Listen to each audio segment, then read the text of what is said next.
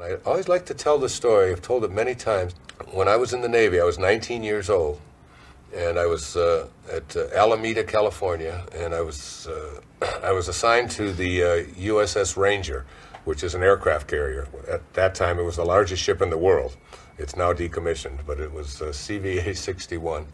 And I was in Alameda, and I boarded a small refrigerator ship in Alameda, which was to take me to Japan, where my ship was. And we took 29 days to cross. We got to Sasebo, and then from Sasebo I took a train up to Yokosuka.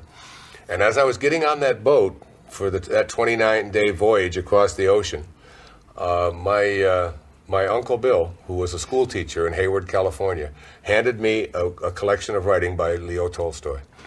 And the collection of writings was called The Death of Ivan Illich. And that was the lead story. It's about 170 pages or so. It's a pretty good, it's like a small novella. And he said, before you get to Sasebo, before you get to Japan, he said, see if you can read The Death of Ivan Illich. Just read it. He said, it'll be really important for you. And he taught history and he taught English and things like that, so he used this in his teaching. So I was out 8 or 9 days, and I was just a young kid, teenager, and finally I picked it up and I started to read it. And it's the story of a judge in Moscow.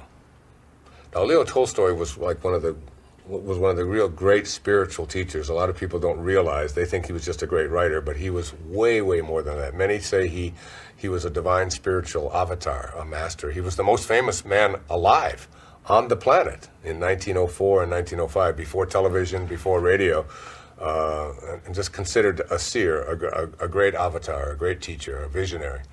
And he had this man who was a judge named Ivan Illich, and he would go back and forth to work every day. And he was doing everything that he was programmed to do the morning of his life. You know, he was programmed on ambition, on achieving things, on accumulating things. And he hated everything about what he was doing throughout the story. He not only hated what he was doing, but he hated his wife, because she's the one that got him into this in the first place. And he felt she was responsible for him not fulfilling a different destiny altogether. And you know that the ending of the story by the title of the story, The Death of Ivan Illich. You know this guy, he's going to die in the end. So the last paragraph of the short story, he's lying there holding his wife's hand, and he looks up into her eyes. And the last message of that story is, he says to her, what if my whole life has been wrong? And then he died, closed his eyes. And I was 19 years old, and I took out a little notebook, and I wrote a note to myself. It said, Dear Wayne, don't die with your music still in you. Don't die with your music still in you. And I carried that with me, and in fact, it became a part of another book that I wrote many years later called 10 Secrets for Success and Inner Peace, that I wrote for my children, my teenage children, so they would have an idea of the most important ideas. And this idea of not dying with your music still in you, and realizing that you can be, he was successful by every standard. He was a judge, he was well respected, yes, yes sir, no sir, yeah, your honor, all of that kind of thing. And yet, his question as he died was, what if my whole life has been wrong?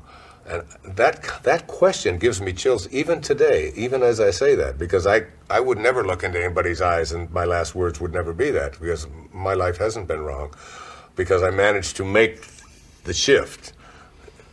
With that moment, that one moment that I just described, well, I've had that same kind of moment, that vivid, surprising, benevolent, and enduring kinds of thing. I had the very same thing when I left a position as a safe place, as a tenured professor with a guaranteed job and a certain amount of income and benefits and everything that goes with working for somebody else.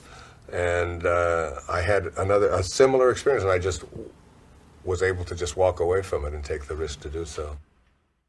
And I want to share something here.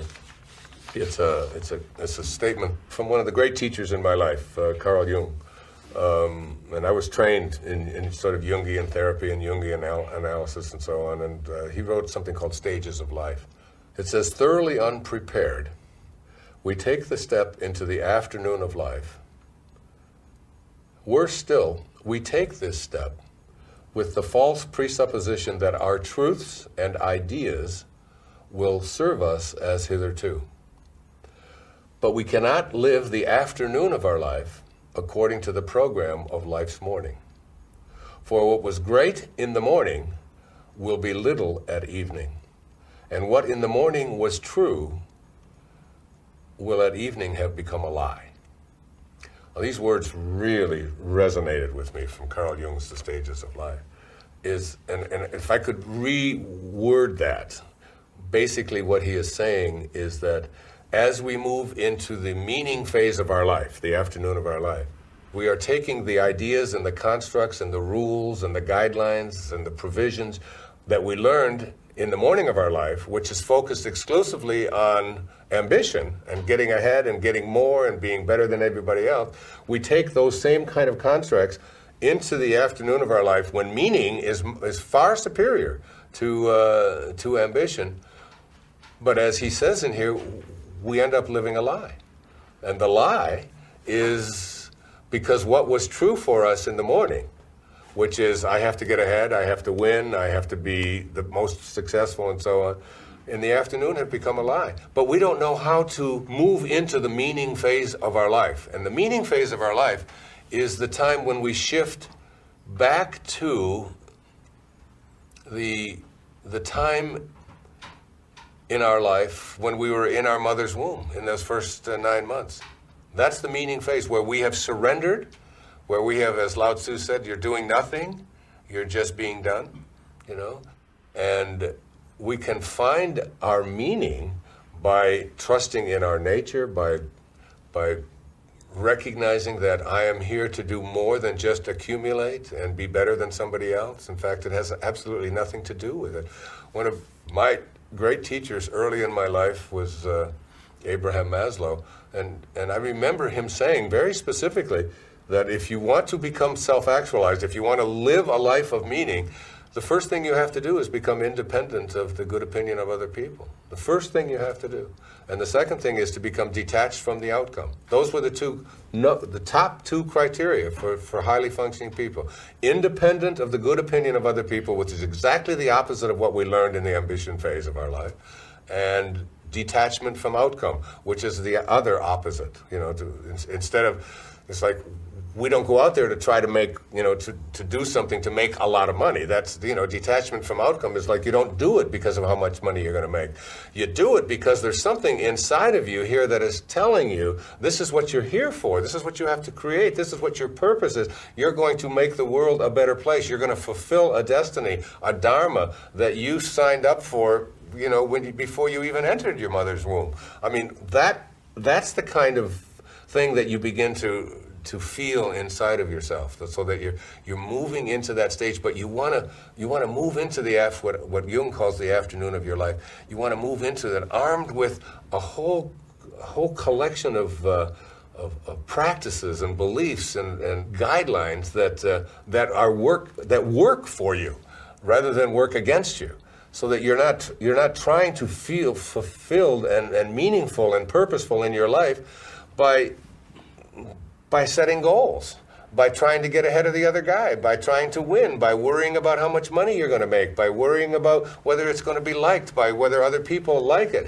And that just goes back to, you know, the ego says it's all about your reputation. So learn to get a good reputation, learn to get people to like you. It's why people have such a problem with politics and political people, because they're consistently out there just trying to, whatever group they're talking to get them to agree with them, and then they say something different, and there's no meaning and power in them.